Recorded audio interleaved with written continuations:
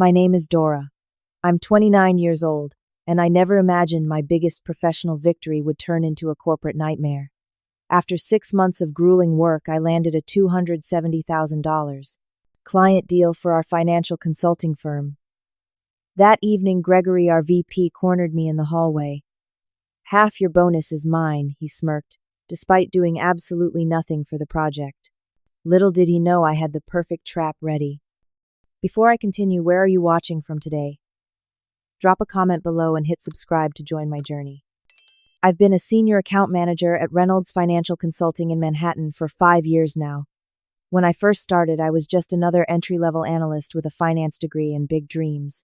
Through countless late nights, working weekends, and saying yes to every opportunity, I climbed the corporate ladder one rung at a time.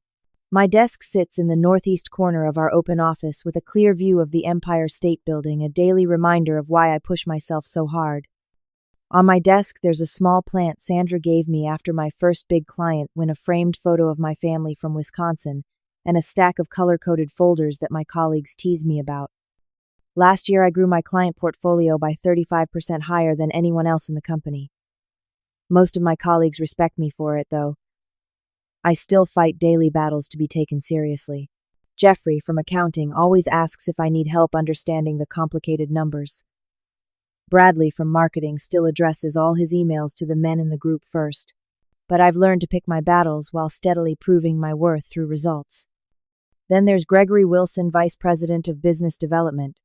He's in his mid-50s, exclusively wears Brooks Brothers suits, and sports a different expensive watch each day of the week.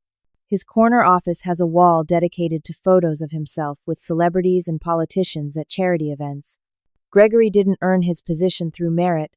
He was a golf buddy with 2 board members, and miraculously found himself with a VP title 8 years ago. His pattern is always the same. He stays away from projects until they're successful, then swoops in to claim credit. When Sarah from legal landed the Johnson account last year, Gregory suddenly remembered how he had mentored her through the process. When Anthony finalized the partnership with West Coast Tech, Gregory spoke at length during the company meeting about how he had opened crucial doors. Sarah eventually transferred to another department. Anthony just puts up with it. Gregory has a particular talent for making women feel small. In meetings, he calls us sweetie and honey while interrupting our presentations. When I give market analyses, he questions my numbers until I provide 3 separate sources. When Bradley presents the same information, Gregory nods along without question. Albert Thomas, our CEO, is a fair man but extremely cautious about company reputation. He's 58 with salt and pepper hair and reading glasses that permanently hang around his neck. He runs the company with an old-school approach to hierarchy and conflict resolution. He believes in the proper channels and documentation before taking action. Sandra Patel, my closest ally at work, is a strategic analyst who started 2 months before me. She's brilliantly smart, fiercely loyal, and has talked me out of quitting at least 3 times. We have lunch every Tuesday at a small Indian restaurant 2 blocks away from the office, where we can speak freely away from corporate ears. The client who changed everything was Marcus Reed, CEO of Reed Innovations, a cutting-edge tech startup developing machine learning solutions for the healthcare industry. His company was looking for comprehensive financial consulting to help scale their operations after receiving a second round of funding. Marcus is 32, wears casual clothes, even to formal meetings, and values authenticity above all else. "I can smell corporate BS from a mile away," he told me during our first meeting.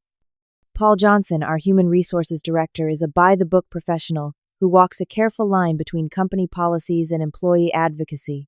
His office walls are lined with certificates from human resource management courses and employee rights seminars. Everyone knows he maintains meticulous records of every interaction. Lauren Rivera serves as our legal counsel, a sharp Harvard graduate with 15 years of experience protecting the company's interests while maintaining ethical standards.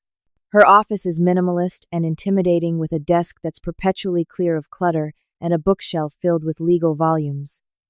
Landing the Reed Innovations deal was the hardest professional challenge I'd ever faced. 5 other consulting firms were competing for the account, including 2 industry giants with much larger teams and resources. The pursuit lasted 6 months, requiring multiple proposals, countless meetings, and dozens of revisions to meet their specific needs. I canceled a vacation to Maui that I'd been planning for a year. I worked through a nasty case of bronchitis that left me voiceless for a week. I missed my niece's birthday party and my best friend's engagement dinner. My apartment became little more than a place to shower and occasionally sleep for a few hours. But I was determined to win this client. Gregory was completely absent throughout the entire process.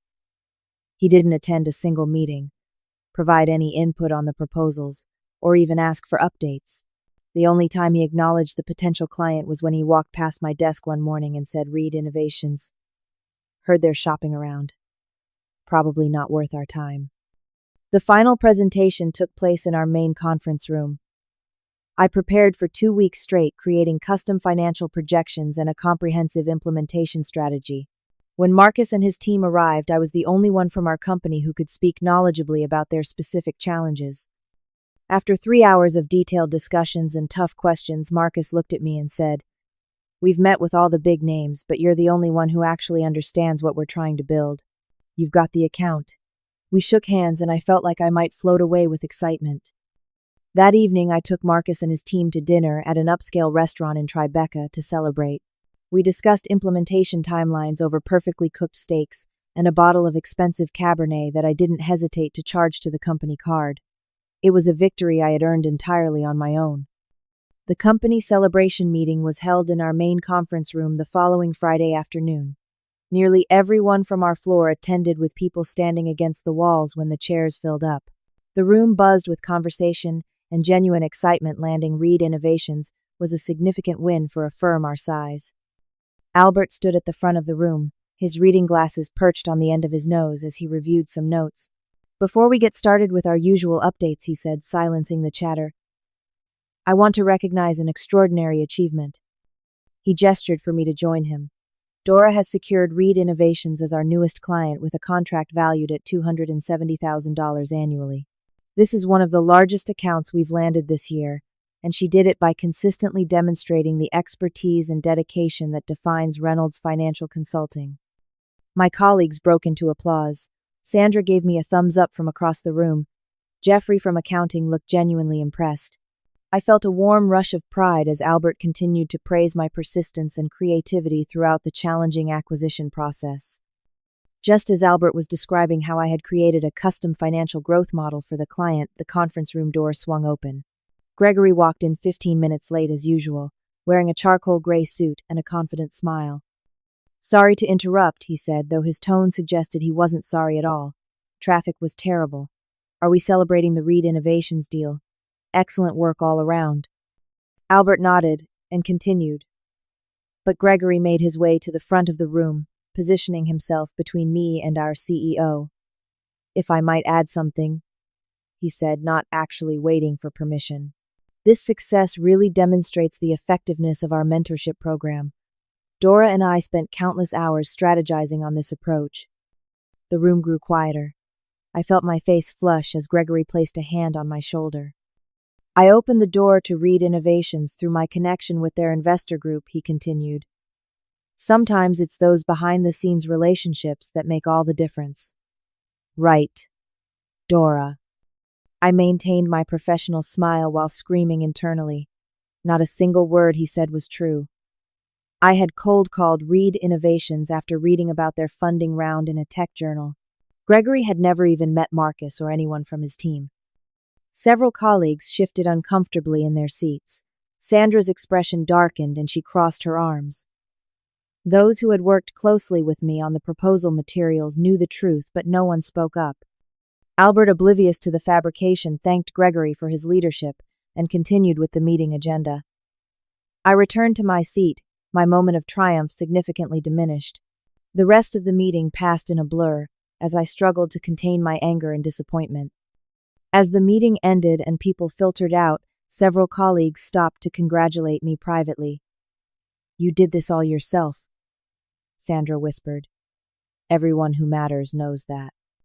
I stayed late that evening, finishing some implementation documents for the new client. The office had emptied out when I finally packed up my laptop and headed to the parking garage beneath our building. The concrete structure was dimly lit and eerily quiet at 8:30 in the evening. As I approached my car, a figure stepped out from behind a concrete pillar. Gregory stood blocking my path, his tall frame casting a long shadow across the floor. "Great celebration today," he said casually, as though cornering female employees in parking garages was perfectly normal behavior. "You must be thrilled about the bonus that comes with an account this size." I clutched my car keys tighter. "It was a team effort in the end," I replied diplomatically, trying to move past him. Gregory shifted slightly, not exactly blocking me, but making it clear the conversation wasn't over. "About that," he said, his voice dropping. "As VP who oversees all business development, I think we need to discuss the commission structure on this account." My stomach tightened. "The commission structure is standard. It's in the employee handbook." "Yes, but handbooks don't account for mentorship and relationship cultivation." His smile didn't reach his eyes. "Half your 270,000 client bonus is mine. After all, without senior guidance, these accounts don't happen." I stood frozen, unable to believe what I was hearing. "You had nothing to do with this account," I finally said, my voice surprisingly steady. Gregory leaned in closer. "That's not how the executive team will remember it. I've already mentioned my extensive involvement to Albert over golf last weekend." He straightened his expensive tie. "Just have accounting split the commission when it comes through. It'll be easier for everyone." He walked away, his footsteps echoing in the concrete structure, leaving me standing next to my car, shaking with rage and disbelief. The drive home to my small apartment in Brooklyn was a blur of traffic lights and honking horns. My mind raced through options. Confront him directly. Go to Albert, file a complaint with HR. Each scenario seemed to end with Gregory's word against mine, with his executive privilege tipping the scales in his favor. The following morning, I texted Sandra, "Emergency coffee needed." The usual place at noon. We met at Café Luna, a small coffee shop 3 blocks from our office where we knew we wouldn't run into colleagues. The moment Sandra saw my face, she knew something was wrong. "What happened?" she asked as she slid into the booth across from me. I recounted my parking garage confrontation with Gregory, watching Sandra's expression shift from shock to anger to resignation. "That absolute parasite," she muttered, gripping her coffee mug. "Unfortunately, you're not the first." Over the next hour, Sandra shared stories she had gathered during her 5 years at the company. Elizabeth from tax compliance had landed 3 major clients 2 years ago, only to have Gregory claim he deserved credit for strategic guidance. When she complained to HR, she was labeled not a team player and passed over for promotion twice before leaving. Michael in client relations had a similar experience but stayed because he needed the health insurance for his daughter's medical condition. "The company culture protects people like Gregory," Sandra explained. "They bring in golf buddies as clients, they know all the right people, and they've convinced leadership that they're irreplaceable." We brainstormed various approaches, gathering allies who had witnessed my solo work on the account, scheduling a meeting with Albert, confronting Gregory directly with witnesses present. "Whatever you do," Sandra said as we prepared to return to the office, "document everything. Every email, every conversation, every meeting. Gregory's power comes from creating ambiguity about who did what. Your power will come from irrefutable evidence." That evening, I spread 6 months of project materials across my living room floor. I created a timeline of the entire Reed Innovations acquisition process, printing every email, meeting invitation, presentation draft, and client communication. The evidence was overwhelming. Gregory's name didn't appear anywhere until after the contract was signed. I found email threads where I had explicitly asked for input from various departments, including business development. Gregory had never responded, not even to acknowledge receipt. Calendar invitations to planning meetings showed that he had declined every single one, usually without comment. Most damning were the client-facing documents and communications. Proposals, presentations, and implementation plans all bore my name and contact information. Not once had Marcus or his team communicated with Gregory or even mentioned his existence. The process of organizing this evidence was emotionally draining. I relived the entire 6-month journey, the initial rejection, the revised proposals, the competitive pressure, the breakthrough moment when Marcus finally saw the value in our approach. All of it had been my work, my persistence, my success. Having it potentially stolen away felt like a violation. The next day, I accidentally ran into Paul from Human Resources in the company cafeteria. I carefully selected a seat at his table, making it seem like a coincidence.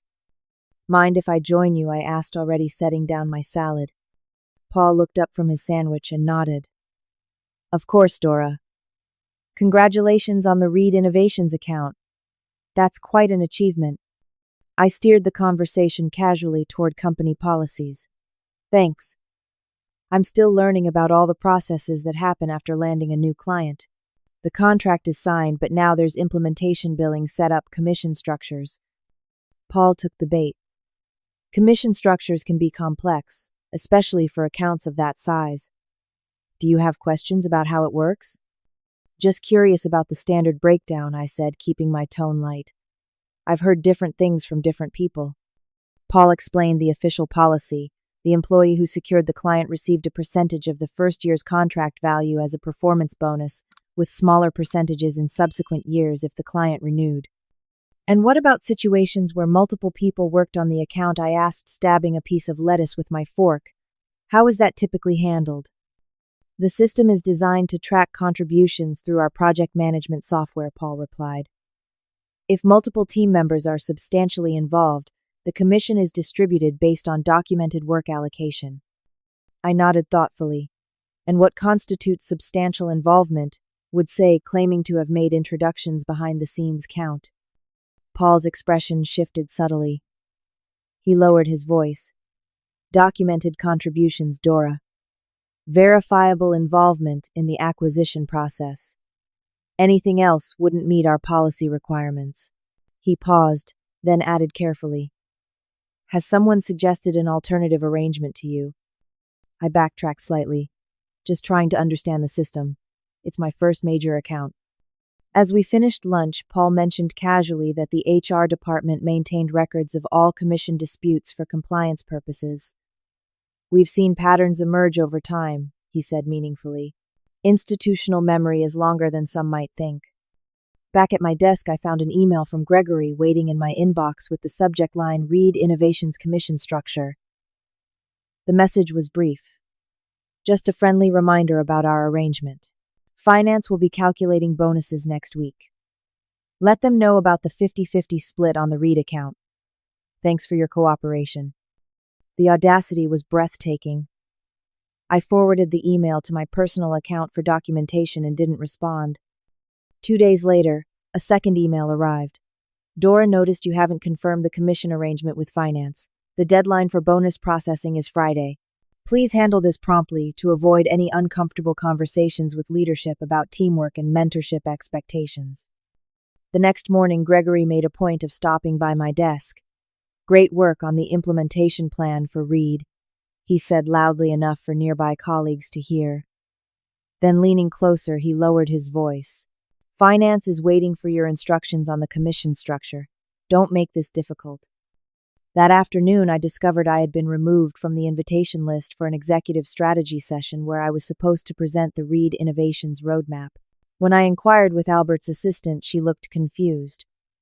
Gregory said you asked him to cover it since you were overwhelmed with implementation details.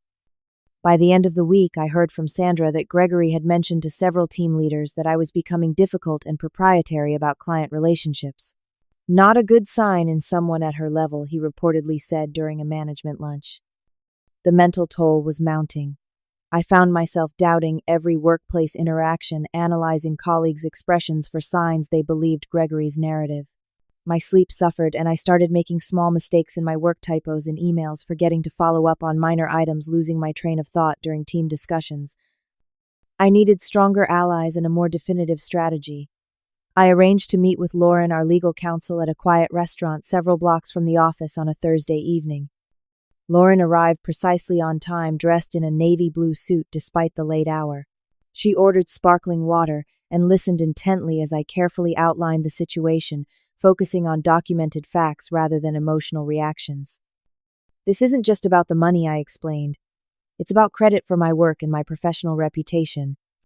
Lauren nodded thoughtfully. From a legal perspective, the company has exposure here. If an executive is systematically claiming credit and compensation for work he didn't do, particularly from female employees, that creates liability. She advised me to continue documenting everything while following proper protocols. The strongest position combines ironclad evidence with procedural correctness, she explained. Don't give anyone reason to claim you didn't follow proper channels. Lauren suggested I prepare a formal written account of my contributions to the Reed Innovations acquisition backed by documentation, and request a meeting with both human resources and executive leadership. Copy me on the meeting request, she added. That sends a signal that you're aware of the legal dimensions without explicitly threatening action. She warned me about potential backlash. Be prepared for this to get uncomfortable. People like Gregory don't surrender power easily, and institutions often protect themselves by closing ranks around senior figures. As I considered Lauren's advice, a more direct approach began forming in my mind. If Gregory wanted to claim credit for my relationship with the client, perhaps the client himself could clarify reality. I called Marcus the next morning ostensibly to discuss implementation timelines. After covering legitimate business matters, I carefully broached the subject. Marcus, I have a somewhat awkward situation at my company that I could use your help with, I began. There seems to be some confusion about who managed your account acquisition process. Marcus's response was immediate and forceful. Confusion. There's no confusion. You're the only person at Reynolds I've ever dealt with. You won this account single-handedly. I explained that our VP of Business Development was claiming extensive involvement and seeking to split the commission. Marcus was indignant. That's outrageous, he said. I've never even heard this person's name before. What do you need from me? Together, we devised a plan. Marcus would participate in a conference call regarding the final payment structure. During the call, he would ask a seemingly innocent question about confirming the account manager for commission purposes. Gregory, true to form, would likely jump in to claim partial credit. Marcus would then set the record straight. The plan was risky. It could create awkwardness with a new client and potentially anger Albert if it seemed I was airing internal disputes externally. But after weeks of Gregory's escalating behavior, I was ready to take that chance. I spent the weekend rehearsing various scenarios and responses, preparing for every possible reaction. By Monday morning, I felt nervous but resolved. It was time to spring the trap. On Monday morning, I requested a meeting with Albert through his assistant. It's regarding the Reed Innovations account structure and commission allocation, I explained. It requires immediate attention before the finance department finalizes the quarterly bonuses. Albert's assistant scheduled a meeting for Friday afternoon, the last possible day before bonus calculations would be finalized. The timing was perfect. I prepared meticulously, organizing my documentation into a clear timeline that demonstrated my exclusive work on the account. I created a professional folder with tabbed sections, printed copies of all relevant emails and meeting notes, and prepared a concise summary of events. Meanwhile, I coordinated with Marcus via video call from my apartment away from office eyes and ears. He was still visibly angry about the situation when we connected. I can't stand people who try to take credit for others' work, he said, running a hand through his dark hair in frustration. In the startup world, that kind of behavior gets you blacklisted fast. We refined our approach for the Friday meeting. Marcus would call in as scheduled to discuss the final contract details and payment structure. When the conversation turned to account management, he would naturally ask to confirm who would receive credit for bringing in the account. I'll ask something like, just to confirm who should be listed as the account originator for your commission purposes, Marcus suggested. That gives your VP plenty of rope to hang himself with. Perfect, I agreed. And if he takes the bait, Marcus's expression hardened. Then I'll make it very clear who actually did the work. I have detailed notes from every meeting and call we've ever had. There's not a single interaction with anyone else from your company. The stakes were high. If the plan failed, I risked not only losing the commission but potentially damaging a valuable client relationship and my standing in the company. Yet doing nothing meant surrendering to Gregory's manipulation and setting a precedent for future exploitation. Are you sure you want to do this? I asked Marcus. It might create an awkward situation. Integrity matters to me, he replied firmly. How Reynolds handles this will influence whether we continue our relationship long term. I want to work with companies that value the right things. The night before the meeting, I barely slept. I rehearsed what I would say, how I would react to various scenarios, the precise wording I would use to introduce the client call. By morning, I felt simultaneously exhausted and wired with nervous energy. Sandra caught me in the break room looking anxiously at my third cup of coffee. "Today's the day." I nodded, unable to elaborate with other colleagues nearby. She squeezed my arm gently. "You've got this. Text me when it's over." At 3 o'clock, I arrived at the conference room 15 minutes early to set up. I arranged my documentation neatly, tested the speakerphone system twice, and selected a seat that would allow me to observe everyone's reactions. Paul from HR arrived first, clipboard in hand. He nodded professionally as he took a seat across from me. Lauren from legal entered next, her expression giving nothing away as she chose a chair near the door. Albert walked in precisely on time, followed closely by Gregory, who looked irritated at being called to a meeting he hadn't organized.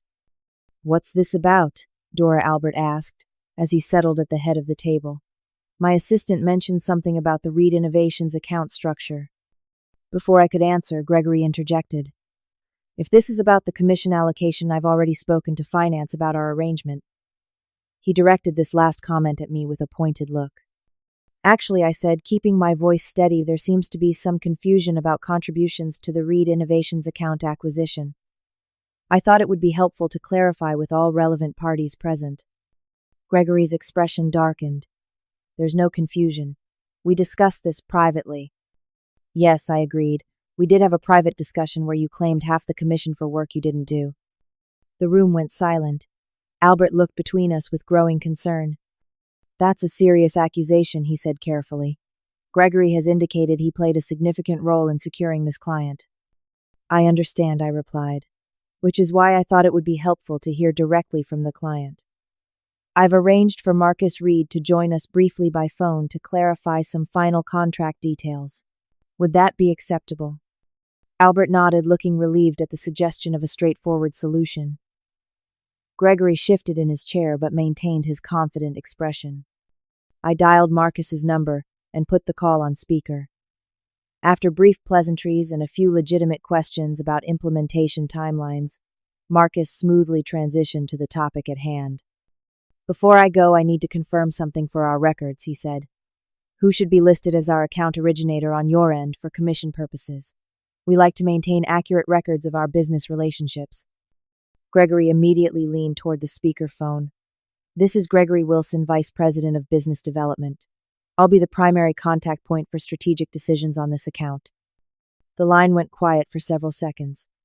When Marcus spoke again, his voice had cooled noticeably. "I'm sorry, but who did you say you are? I don't believe we've ever spoken or met." Gregory's confident smile faltered slightly. "Gregory Wilson. I oversaw the acquisition process and provided strategic guidance throughout." "That's strange," Marcus replied slowly. "I've been working exclusively with Dora for the past 6 months. She's the only person from Reynolds who attended any meetings, responded to any emails, or contributed to any aspect of this partnership." Gregory's face began to redden. "As vice president, I work behind the scenes to guide our account managers. My involvement may not be visible to clients, but it's essential to the process. Let me be extremely clear." Marcus said, his voice now sharp. "Dora single-handedly won this account. She created custom financial models that addressed our specific growth challenges. She stayed up all night revising proposals when our requirements changed. She personally handled every question, concern, and negotiation point." Albert was now staring at Gregory with growing concern. "Not only have I never interacted with anyone named Gregory Wilson," Marcus continued, "but I specifically chose Reynolds Financial because of Dora's exceptional work. If there's any suggestion that she won't receive full credit and compensation for this account, I would need to seriously reconsider our partnership." Gregory's face had progressed from red to nearly purple. "There seems to be a misunderstanding," he began. "There's no misunderstanding," Marcus interrupted. "I have detailed records of every interaction throughout this process. There is not a single email, call, or meeting that included anyone but Dora from your organization. If you'd like, I can forward the complete communication history to everyone on this call." The silence in the room was deafening. I kept my expression neutral, though my heart was racing. "Mr. Reed," Albert said, leaning toward the speakerphone, "I appreciate your candor in this matter. Would you mind elaborating on your work with Dora specifically?" "Gladly," Marcus replied. Dora first reached out to me after reading about our funding round in Tech Innovators magazine. She had already researched our business model and prepared a preliminary analysis of our financial growth challenges. Over 27 meetings and calls in 6 months, she developed a comprehensive strategy tailored to our unique situation. She personally created 4 different proposal versions as our requirements evolved. I can state unequivocally that Dora is the only person from Reynolds who contributed to winning this account. Albert turned to Gregory, whose confident demeanor had completely collapsed. Would you care to explain the discrepancy between your claims and the client's experience? Gregory attempted to recover. There's obviously been a communication gap. My guidance to Dora happened internally. The client wouldn't have visibility into our mentorship dynamics. What specific guidance did you provide Paul from HR? Asked, his pen poised over his notepad. Strategic direction, Gregory said vaguely. Market positioning, relationship management principles. Are there emails documenting this guidance? Lauren asked, her legal training evident in her precise questioning. Not everything happens over email, Gregory snapped. Many conversations happen informally in passing during leadership discussions. Marcus's voice came through the speaker again. If I may add something else, when I asked Dora who else from Reynolds was working on our account, she specifically told me she was handling it independently, because your team was focused on larger clients. She never once mentioned receiving guidance or support from anyone else, including any vice president. Albert's expression had grown increasingly stern. Gregory, we'll continue this discussion momentarily. He turned back to the phone. Mr. Reed, thank you for your time and clarification. We value your business tremendously and appreciate your transparency. I appreciate yours as well, Marcus replied. How Reynolds handles this situation will factor into our long-term partnership decisions. I expect Dora to receive full recognition for her work. She's earned it. After we ended the call, the room remained silent for several uncomfortable moments. Gregory stared at the table, his usual arrogance replaced by visible panic. Albert finally broke the silence. Gregory, would you care to revise your statements about your involvement with the Reed Innovations account? This is being blown out of proportion, Gregory protested. My role as VP means I provide invisible leadership that supports all business development activities. Paul cleared his throat. According to our project management system, you declined or didn't respond to 17 separate meeting invitations related to Reed Innovations. There's no record of you accessing any of the proposal documents or client communications. And this isn't the first time this has happened, I added quietly, sliding forward my folder of documentation. I've spoken with several current and former employees who experienced similar situations. As if on cue, Paul's phone buzzed. He checked the screen and looked up. I've just received 3 separate emails from employees reporting similar experiences, with Gregory claiming credit for their work. It seems today's meeting has prompted them to come forward. Gregory's face went pale. This is a coordinated attack on my reputation. I've been with this company for 8 years. I've brought in dozens of major clients. Have you? Lauren asked. Because I've just received access to the client acquisition database from the last 5 years, and I'm having trouble identifying accounts you originated independently. Albert looked genuinely shocked as the evidence mounted. Our system logs show you haven't accessed the client management system for Reed Innovations even once, he said, reading from his tablet. How could you have contributed meaningfully without reviewing any of the project materials? And there's more, Paul added, scrolling through his emails. Finance has flagged several past instances where bonuses were rerouted based on verbal instructions from you overriding the documented work allocation. Gregory abandoned his defense and shifted to attack. Dora is clearly manipulating this situation. She's been difficult and territorial about this client from the beginning. She deliberately kept me out of client communications to maximize her commission. His desperate accusation hung in the air for a moment before Albert responded. That's enough, Gregory, he said firmly. The evidence here is overwhelming and deeply concerning. I'm particularly troubled by the pattern these allegations suggest. He turned to me. Dora, thank you for bringing this to our attention. I apologize that you've had to deal with this situation. He then addressed Gregory directly. I need you to leave this meeting now. Go to your office and wait there. Do not speak to any other employees or access any company systems until further notice. We will continue this discussion with HR and legal present. Gregory stood up, straightening his expensive suit jacket with trembling hands. His face was a mix of anger and fear as the full consequences of his actions began to dawn on him. Without another word, he walked out, shoulders slumped in defeat.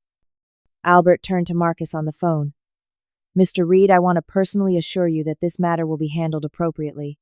Dora will continue to be your exclusive point of contact, and she will receive full credit and compensation for bringing your business to Reynolds. We value integrity at this company, and we'll make this right." "I'm glad to hear that," Marcus replied. "Dora is exceptional at what she does. You're fortunate to have her on your team." After ending the call, Albert looked at me with genuine regret. "Dora, I owe you an apology. It appears I've been blind to a serious issue within our organization. I assure you your bonus will be processed according to the standard commission structure with no divisions or reductions." Paul nodded in agreement. "The HR department will conduct a thorough investigation into this and any similar incidents. We'll be reaching out to current and former employees to identify any pattern of such behavior." Lauren added, "From a legal perspective, we need to address this immediately and comprehensively. If there's a systemic issue of commission manipulation, especially one that disproportionately affects certain employees, the company faces significant liability." As the meeting concluded, Albert asked me to stay behind. When we were alone, he spoke candidly. "I'm deeply troubled by what happened today. Not just Gregory's behavior, but the fact that our company culture allowed it to continue unchecked. You shouldn't have had to go to these lengths to receive proper credit for your work." I appreciated his honesty. "Thank you for listening today. I know it couldn't have been easy to hear." "Change rarely," as he replied, "but it's clearly necessary." The following Monday morning, an email from Albert appeared in every employee's inbox announcing Gregory's immediate suspension, pending a comprehensive investigation. The message emphasized the company's commitment to fair recognition and compensation for employee contributions, along with a zero-tolerance policy for misappropriation of credit. A special investigative committee was formed comprising representatives from Human Resources, Legal, Finance, and an external consultant specializing in workplace ethics. They were given broad authority to review past client acquisitions, bonus allocations, and employee complaints. The investigation unfolded over 6 weeks, during which more employees came forward with similar experiences. The findings were damning. Gregory had systematically claimed credit for others' work throughout his 8-year tenure, with a pattern that disproportionately targeted women and junior employees without strong internal networks. Financial accounting revealed that Gregory had redirected approximately $800,000 in bonuses that should have gone to the actual account originators over the years. This revelation sent shockwaves through the company and prompted an emergency board meeting to address the legal and financial implications. While the investigation proceeded, Reynolds Financial implemented immediate changes to prevent similar situations in the future. A new transparent bonus allocation process was established, requiring documented contributions and multiple approvals for any commission sharing. An anonymous reporting system was created to allow employees to safely report ethical concerns without fear of retaliation. Albert personally led a series of mandatory ethics training sessions for all managers, using the recent events as a case study while maintaining appropriate confidentiality. These sessions sparked difficult but necessary conversations about power dynamics and accountability within the organization. The company also instituted monthly open dialogue sessions, where employees could raise concerns directly with leadership in a structured, protected environment. These sessions initially felt awkward and forced, but gradually evolved into productive forums for addressing systemic issues before they escalated. The impact on my daily work experience was profound and mostly positive. Colleagues who had previously stayed silent about Gregory's behavior now approached me with their own stories and words of support. "You did what many of us wanted to but were afraid to," Jessica from marketing told me over coffee. "It's changed the energy of the entire office." Thomas, a senior analyst who had left the company 2 years earlier after a similar experience with Gregory, reached out via LinkedIn. "I heard what happened. Thank you for standing up. Wish I'd had your courage." Some reactions were less supportive. A few of Gregory's allies gave me cold shoulders in the hallways or excluded me from lunch invitations. Bradley from marketing made a pointed comment about loyalty during a team meeting. But these negative responses were far outnumbered by the positive ones. My relationship with Marcus and Reed Innovations flourished in the aftermath. Freed from the shadow of Gregory's threats, I was able to focus fully on delivering exceptional service. Marcus was impressed by how the company had handled the situation. Most organizations would have tried to sweep this under the rug, he said during our monthly check-in call. The fact that Reynolds took decisive action tells me we made the right choice in working with you. Marcus introduced me to 2 other tech startups in his network who were seeking financial consulting services. These referrals led to proposals for contracts potentially worth over $500,000 in additional annual revenue. He also invited me to speak at a tech industry roundtable about financial planning for rapid growth companies, increasing my professional visibility significantly. Our original contract expanded as well. What had started as a $270,000 annual engagement grew to include advisory services for their international expansion, adding another $90,000 in consulting fees.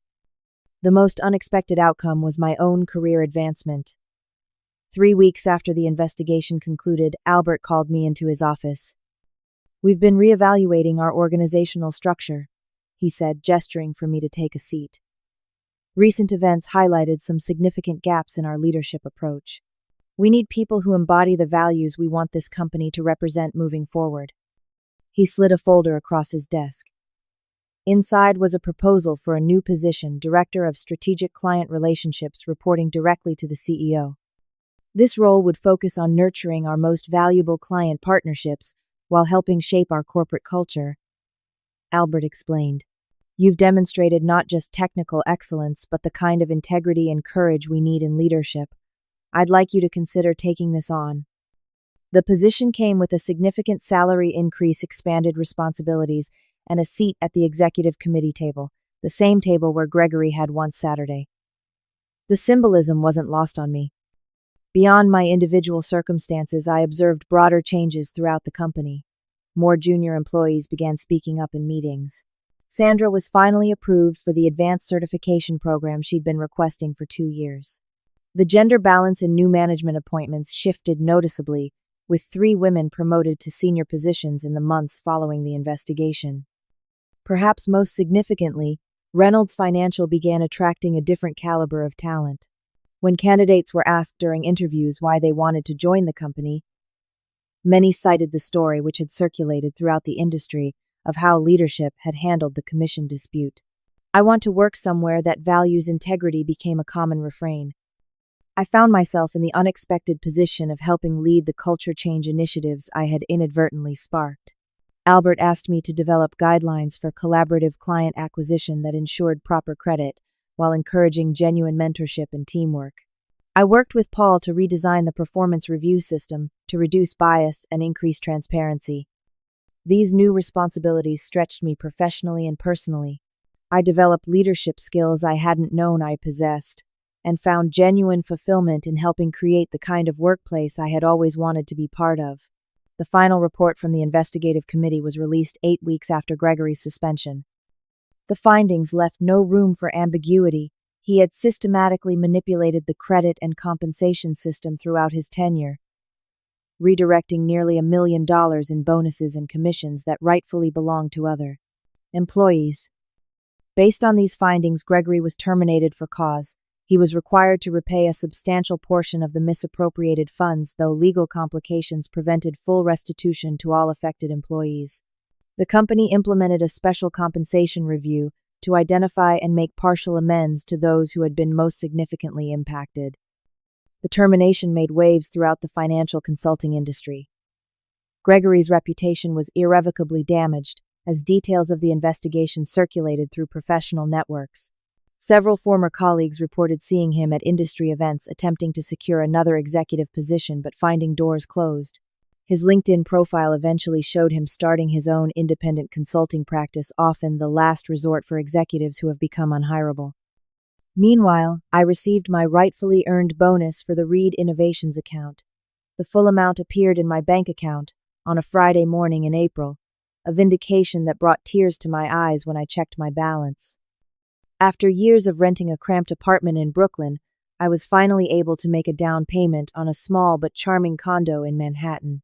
The monthly mortgage payment stretched my budget, but walking into my own home each evening made every penny worth it. I also donated a portion of the bonus to a nonprofit organization supporting women in business and finance. Their mentorship program helped young women navigate complex workplace dynamics and advocate effectively for themselves, the guidance I wished I'd had earlier in my career. Reynolds Financial emerged from the crisis stronger and more ethically grounded. New training programs emphasized integrity and transparent communication at all levels. Employee satisfaction scores, which had been mediocre for years, rose significantly in the annual survey. Retention rates improved, particularly among women and minority employees who had previously left at disproportionately high rates. The hiring process was revamped to emphasize character and ethical decision-making alongside technical qualifications. Interviewers were trained to probe for instances where candidates had demonstrated integrity under pressure. "We're building a culture, not just a workforce," became a common refrain in recruitment discussions. Internal events began highlighting and celebrating ethical actions alongside business achievements. The annual company awards added a new category for integrity in action, recognizing employees who had made difficult but principled choices. My personal journey of healing and growth wasn't immediate or linear. For weeks after the confrontation, I experienced anxiety attacks before important meetings. I found myself over-documenting every interaction, afraid that someone else might try to claim credit for my work. I developed insomnia that required therapy and temporary medication to address. Sandra proved invaluable during this period, checking in regularly and providing a safe space to process my complicated feelings. My parents, though they didn't fully understand the corporate dynamics at play, offered unconditional support during weekly phone calls. Even Marcus became an unexpected ally, sharing his own experiences with workplace challenges and offering perspective from the client side. Gradually, with support and time, I rebuilt my sense of security and confidence. I learned to trust my colleagues again, while maintaining appropriate professional boundaries. The hypervigilance slowly faded, replaced by a calm certainty in my own worth and capabilities. As my responsibilities expanded in my new role, I found myself mentoring younger employees, particularly women facing situations similar to what I had experienced. Document everything I would tell them, but also believe in your own value. No one can diminish your worth without your permission. One young analyst, Jennifer, approached me after successfully landing her first major client. "I was thinking about your story the whole time," she told me. "Whenever I felt intimidated or doubtful, I reminded myself that you stood your ground. It made me braver." That conversation affected me more profoundly than any promotion or bonus could. The realization that my actions had created space for others to succeed brought a deeper satisfaction than individual achievement ever had. 3 years have passed since that confrontation in the conference room.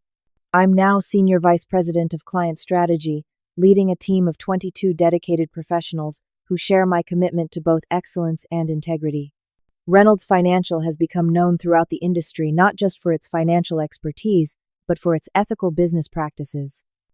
I still work with Marcus and Reed Innovations, though our relationship has evolved from consultant-client to genuine business partners.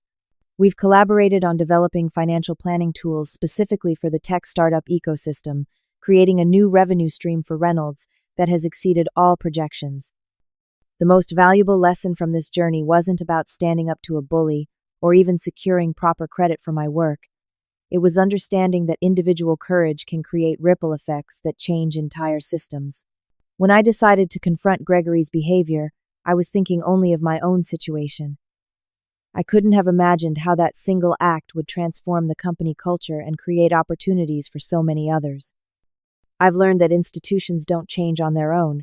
They change when individuals within them refuse to accept the status quo.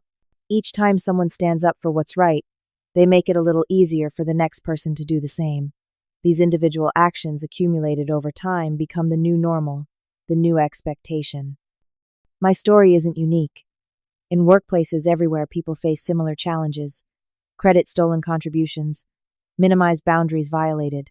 What made the difference in my case wasn't special courage or exceptional circumstances, but simply the decision to value truth over comfort, to risk conflict rather than accept injustice. You might be facing your own Gregory right now, someone who uses power inappropriately, who diminishes your contributions, who counts on your silence to continue their behavior. If so, I hope my story helps you find the strength to draw your line in the sand, to document everything, to speak your truth even when your voice shakes. Because ultimately, the person who attempts to diminish you reveals their own weakness, not yours. And sometimes all it takes is giving them enough rope to dig their own grave. Have you ever stood up to someone who tried to take credit for your work? How did you handle it, and what was the outcome? Share your story in the comments below. If this resonated with you, please hit the like button and subscribe to my channel for more real-life workplace stories. And remember, your integrity is worth fighting, for no bonus promotion or peaceful workplace is worth sacrificing who you are. Thank you for listening, and I wish you the courage to stand in your truth, no matter what challenges you face.